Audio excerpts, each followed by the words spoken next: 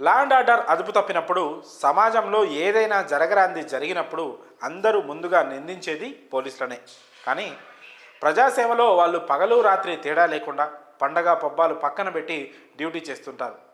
తప్పు జరిగినప్పుడు వాళ్ళని తప్పుపడుతున్నప్పుడు, వాళ్ళు సక్రమంగా డ్యూటీ చేసినప్పుడు వాళ్ళను పొగడాల్సిన అవసరం కూడా లేదు. కనీసం వాళ్ళకి ఇచ్చే గౌరవం మాత్రం వాళ్ళకి తప్పకుండా ఇవ్వాలి. కానీ ఓ ప్రబుద్ధుడు డ్యూటీలో ఉన్న ఓ లేడీ కానిస్టేబుల్కు మర్యాద ఇవ్వకపోగా అసభ్యంగా ప్రవర్తించాడు. లేడీ కానిస్టేబుల్ అనే విషయం పక్కన పెడితే, సగటు మహిళగా ఆమె పట్ల అతను ప్రవర్తించిన తీరు కూడా క్షమించరానిదే.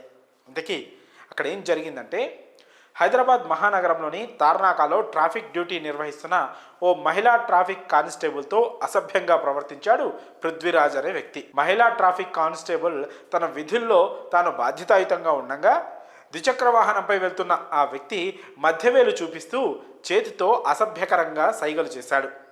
ఈ సంఘటన ఈ బుధవారం అంటే ఫిబ్రవరి 5న చోటు చేసుకోగా కాస్త ఆలస్యంగా వెలుగులోకి వచ్చింది.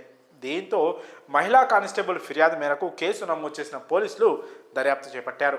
విధుల్లో ఉన్న మహిళా ట్రాఫిక్ కానిస్టేబుల్ పట్ల అసభ్యంగా ప్రవర్తించినందుకు గాను ఉస్మానియా యూనివర్సిటీ పోలీస్ సిబ్బంది నిందితుడిని గుర్తించి అదుపులోకి తీసుకున్నారు. అనంతరం ఆ ప్రబుద్ధుడిని నాంపల్లి కోర్టుకు తరలించగా పృథ్వీరాజ్కు కోర్టు 14 రోజుల రిమాండ్ విధించింది.